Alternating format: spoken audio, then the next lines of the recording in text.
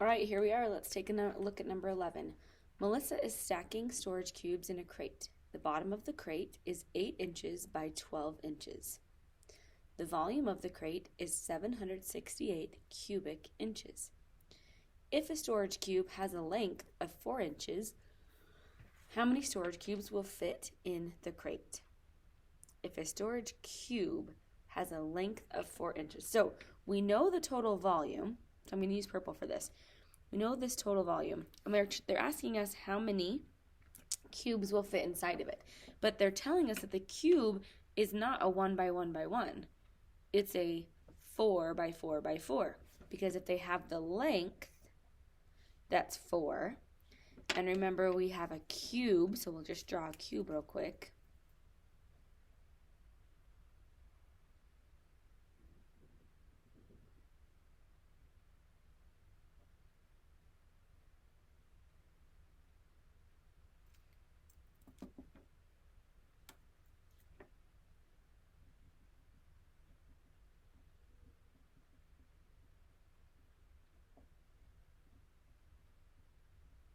And they're saying they have these cubes. And they're 4 inches in length, which means it would be a 4 by 4 by 4. Okay, so we're trying to find out how many of these cubes will fit in that crate. So we first need to find what the volume is of one of these cubes. So what is 4 times 4 times 4? Well, 4 times 4 is 16. And then you have to do 16 times 4.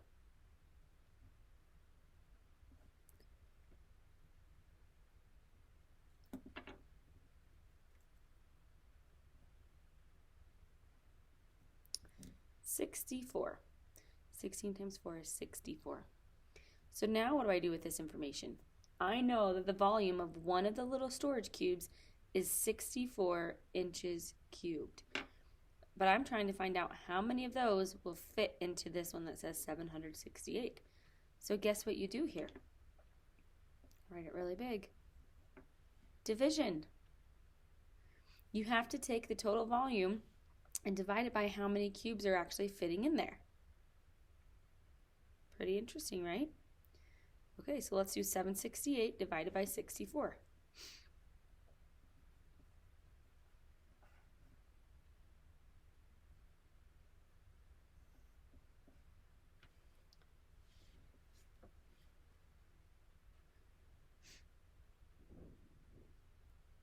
$64 goes into 76 once.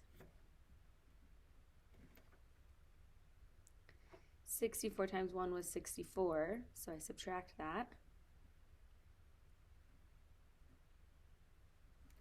And I do that math. I bring down the next number.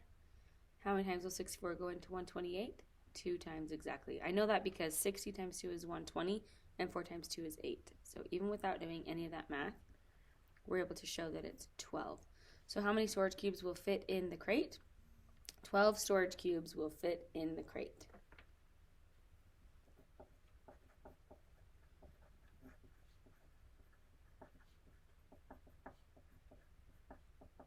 $12 storage cubes will fit in the crate. This is not you don't need to give the volume or inches cubed or anything like that. It's asking for how many actual cubes will fit in the crate, not what is the volume of it. I already know the volume of it. What the interesting math was here was it didn't actually matter what the bottom of the crate was. If they told me what the volume was and then said, here's the storage cube sizes, how many will fit inside of there, I had to find the volume of the cubes, 4 by 4 by 4, and then take my total volume and divide it by that to find out how many could fit inside of there. It's pretty interesting, right? I think it's super interesting. Okay, let's move on. Number 12. Reed has a lawn mowing service and charges $1 for mowing a section of lawn that measures 15 square yards. On Saturday, he mows 5 lawns that are each 21 3/4 yards by 27 yards. How much money does Reed earn on a Saturday? So I think we need to find the area of what one of the yards is and then times it by 5. Then we'll deal with how much money that is in a minute. Okay, so let's first find the area by doing 21 3/4 times 27.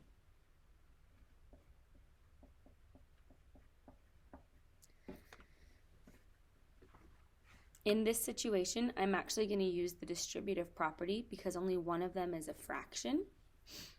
Only one of them is a mixed number, or one of them includes a fraction. So here's what I'm going to do. I'm going to do 21 times 27, then I'm going to do 3/4 times 27. Okay, let's first do the 21 times 27.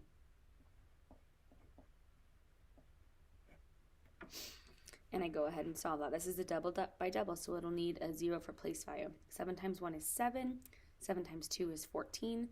Put that 0 for place value and move on. 2 times, well, you can scratch out the 7. 2 times 1 is 2, and 2 times 2 is 4. Then I take those partial products and I add them together. And I get 7, 6, 5. So 567. I'm not done. I'm going to underline this in blue. That's a part of it. But now I have to do 3/4 times 27. When you do a fraction of another number, it's times, not divide. So I don't flip it or do anything. All I do is throw a 1 underneath, extend the bar, look for relationships. There's not any. So then I multiply straight across. Well, I don't know what 3 times 27 is yet, but I know 4 times 1 is 4. And then I'll just do 27 times 3 real quick.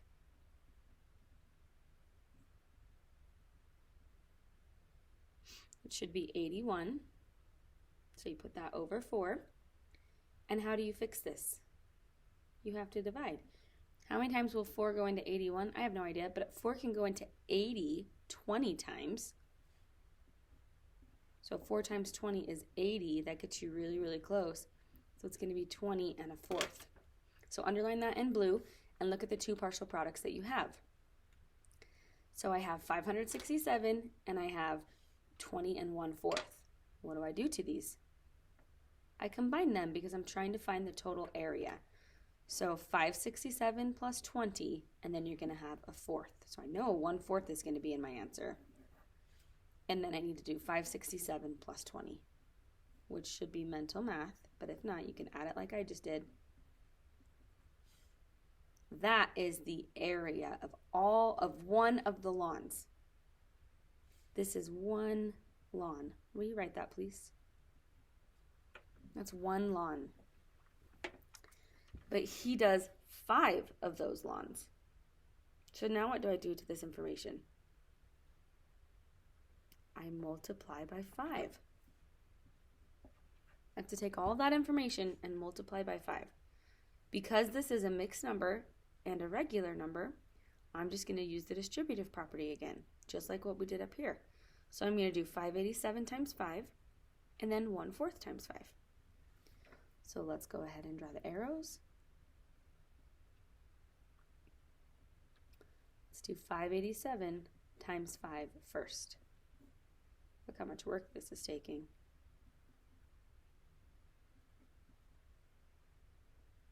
That's the 587 times 5. I now have another number, but I'm working now on 1/4 times 5. Because this is multiplication, I just throw a 1. Ones will cross each other out, which is 5/4. And we know that anytime the top number is 1 more than the bottom, it's 1 and 1. The denominator stubborn stays.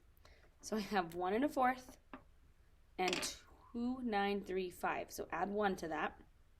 2936. And then you have the fraction.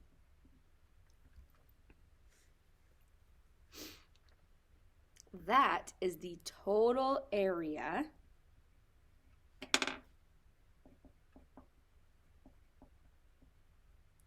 of lawns that he mows. Okay, but that's not what it's asking. It's asking how much money does Reed earn on Saturday. So we know his total area, and they're square areas, right? Because it would be yards squared, because it's the area. So this says he gets $1 for every section that's 15 square yards. So we have to take this number and divide it by 15 to find out how much money he would get. So I have this 29 and 2936 I have to divide that by 15. Whenever I'm doing a big division problem like that, I would convert this to a decimal so that I can use decimal with division instead of the fraction. So here's what I get to do. I take 2936, and do you know how to convert 1/4, the fraction 1/4, into a decimal? Think about 1/4 of what 100 cents is, or $1. What's 1/4 of $1? Like what do you need 4 of to get to $1? Quarters. You need 4 quarters. 1/4 is represented as quarters. So if I have 1/4, how many cents is that? 25 cents. How do you represent 25 cents? 0.25. So I write that next to 2936, 0.25. And I'm doing division here. It's long division. Divided by, what's the number I'm dividing by? 15. So that I can find out how much money he's going to get. All right, when we have a decimal in a dividend, we move it straight up. So go ahead and move that decimal straight up into the quotient. And do normal division. Don't panic, you got this. 15 goes into 2? No. 15 goes into 29 though. One time. It's almost twice, but it's one time. Bring down the 3. How many times will 15 go into 143? I'm going to guess if 10 times 15 is 150, I'm going to guess it's 9. When I guess, I'm going to show some work. So I'm going to try to do 9.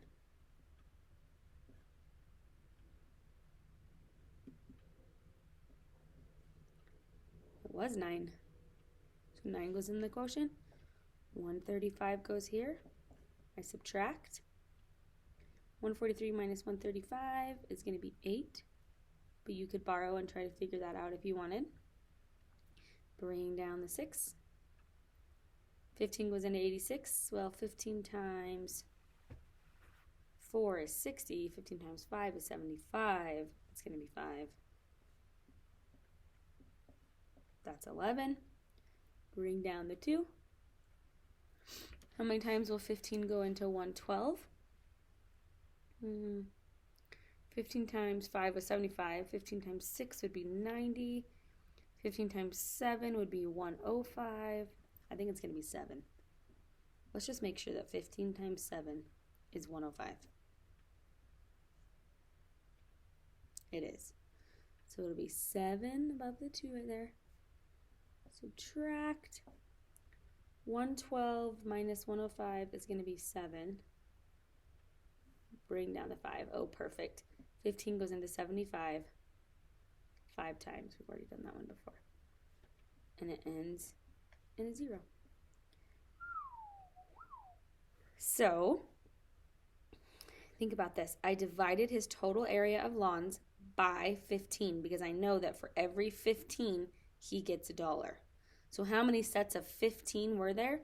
195.75. So that should tell you how much money he earns on Saturday. That's quite a bit. He earns $1 for mowing a section of lawn that measures 15 square yards. How many measured 15 square yards? 195.75. So, how much money does Reed earn on Saturday? He earned $195.75 on Saturday. These story problems are quite intense, but luckily number 13 is not so bad. Let's look at number 13. Parker builds a planter in the shape of a rectangular prism. It's 6 feet wide, 3 feet deep, 2 feet tall. How much soil will he need to fill it? This is volume. He's got 3 measurements, and he's saying how much will he need to fill it? So we just do 6 times 3 times 2. What is 6 times 3 times 2? Well, it's 18 times 2, or you could do 6 times 6. I'm going to do 6 times 6, which is 36. How much soil will he need to fill it? He will need 36 feet cubed of soil.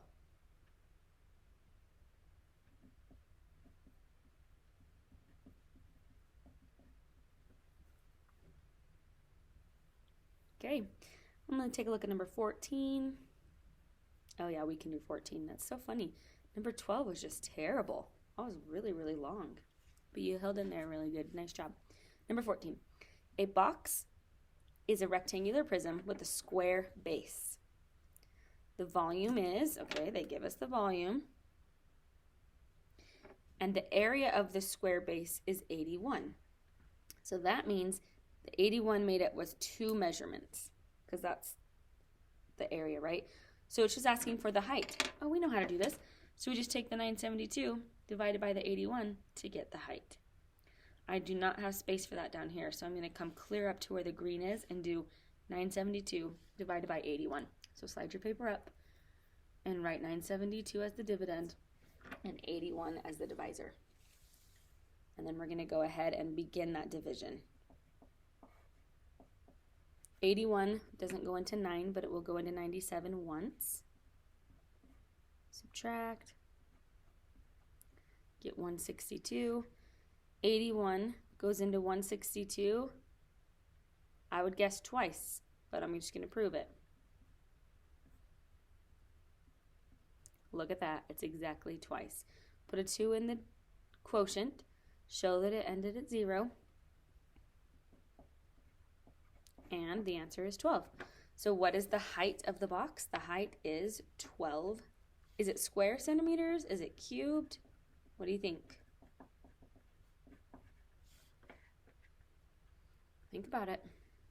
I'm only finding one measurement. So it's not squared, it's not cubed, it's just the little measurement, centimeters. The height is 12 centimeters tall. Awesome.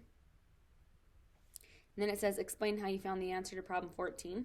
Well, we just took the volume, divided it by the measurements that were already combined to get it. We're not going to explain that. No, thank you. Okay, here's what we are going to do with all of that craziness. That was a lot of work, right? It feels like a lot of work for that. I want to be able to put in some of these examples of story problems in our journal because I think it was so much work, but I'm getting worried that it's not going to fit in there. So, let's see.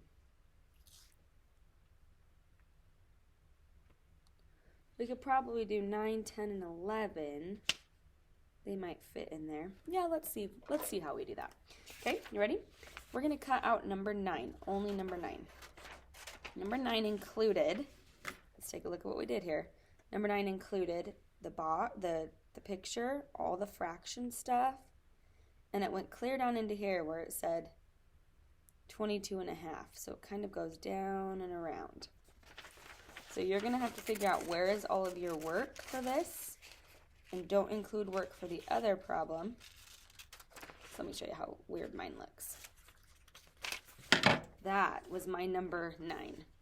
It went all the way down like that. We should have probably cut these out before we did this, huh? It's okay. Keep the instructions, keep the title, where it says solve real world problems. And just see if there's a place where you could fit this in. You might have to angle it or cut a little bit of the sides off. Don't cut your work off. It's just a fun thing we're doing right now. So much fun. Yeah. So see, once I cut it off and trimmed it, I really could fit it right there. So you're going to get the solve real world problems and number 9 and all your work put in there. Then I want to put in number 10. So look and find out where your work for number 10 is. Mine is just pretty much straight across from it. It ends with that 5 1/7 work. So my number 10 is way easier to cut. It just has all of that. And I can't put it right here because it's going to cover the hole. But I could probably trim off some of my number 10 to be able to fit it maybe in that little gap. Okay. Number 11 was a nightmare. Wait, was it number 11 that was a nightmare? No, it was number 12. We're going to do number 11 now. Try to find number 11. It's the 12 storage cubes. We drew a tiny cube. Where did I end up with the number 12? Oh, it's right there after the division. So I'm going to cut around the space and down with that division. Cut up any of the excess you don't need. There's my number 11. Looks kind of funny too. And then I do not want number 12. Number 12 was a nightmare. I do like number 13. Number 13, we literally just did all of the work right with the problem because it was just multiplication. And it was simple words, so simple numbers, excuse me. So here's my number 13. Remember, we just did all the work right here with it. And then I do want, well, number 14, I guess we can't keep. We can't keep the rest of that. So we're done. Those are the ones we're going to keep, okay? So I'm going to maybe slide mine down to spread them out a little more. The only one is number 9 has to be like that. So the rest of mine I'm going to spread out across my journal. Does that make sense? I'm going to raise it up a little to see if you can see that a little better. So here's my number 9 up at top. It's not covering holes. Here's 10, 11, and then we did 13. Remember that nightmare of 11, 12? We skipped that one. You're going to go ahead and get that glued in to your journal. And I'm going to just quickly tape mine. I would like to go over a few things on your homework with you. So that's why we're just going to do this part quick. You can push pause on your journal if you can't get it done as quickly as I can. I'm about done, and then I'll go back and fix it later. But we're really just looking for the homework and remembering. So go grab it if you don't have it yet. You should have picked it up, but go grab it if you don't have it yet. All right. Push pause if you're not there quite yet. On the homework side of 8.7, it's going to be pretty easy, 1 through 5. Okay, we did things like that in our journal on the front page. Number 6 is not hard. How much space is inside the box? Number 7 is not hard. You're trying to figure out what the missing measurement is. Number 8 is pretty interesting. It says, the rug in Alan's room has an area of 18 square feet. He's planning to buy another rug that is twice as long and twice as wide. So let's just draw a rug real quick. What could be some measurements of it getting to 18? 6 and 3, 9 and 2, right? Let's do 6 and 3. So that we know the area was 18. So he's gonna buy another rug that is twice as long, twice as wide. So we have to have this number twice as long would become 12. And this number would become, what's twice as big as 3? 6. So then you're going to figure out the area of his new rug. Even if you would have done this by 9 and 2, you would have doubled it to 18 and 4, you're going to get the same answer. So that's why it's okay to just pick a measurement and guess how they got to 18. So you're going to figure out number 8 like that. Number 9. Each drawer in Monique's nightstand has a volume of 6 cubic decimeters. Each drawer in her dresser is twice as long, twice as wide, and twice as deep. So same thing. They told us the volume was 6. How could we, on a cube, oh, it says each drawer, so it doesn't have to be a cube. I'm actually thinking a drawer is not. So here's my rectangular prism. And they're saying that each one is a volume of 6. How could you get that to be 6? You could do 3 by 2 by 1, right? 3 times 2 times 1 is 6. So then you just are going to do twice as long, which would make it be 6, twice as wide, which would make it be 2, and twice as deep, which would make that one be 4. So you're going to find the volume for those measurements. And then you can do number 10 pretty easily. You're going to find the volume of these and say who used more, and then you have to do how many more. That's a subtraction problem. Do not just count these up. Please just count and find the 3 measurements. Count, find the 3 measurements, and then do the subtraction of both volumes. Okay, on the remembering side, do not forget decimal boxes. I'm going to go right now, and on each problem, you can see it's a lot of multiplication that needs decimal boxes. Please do that. 7, 8, 9, 10, 11, 12, you're going to do fine. You're going to have to find missing pieces or find the volume. You're going to be fine. And then number 13, yes, you do need to do this. So take your orange, take your aqua, take your purple. You absolutely need to do this. It's so easy, and we did these in our journal. It just says, give a real-world example for measuring each of the following. So you're going to tell me, what is a real-world example for when you would need to find the perimeter? What is a real-world example for when you would need to find the area? And what is a real-world example of when you would need to find the volume? You can use our journal for these 2 that I'll put stars by. But perimeter, I'm going to make you think outside the box. What is a real-world example of when we use perimeter? I've said it a couple times, and you can use your journal from the past examples when we did perimeter versus area, but that's up to you. So you need to finish gluing things in your journal and then complete homework and remembering 8.7. Don't forget to check Think Central and IXL when you're finished. Have a great day.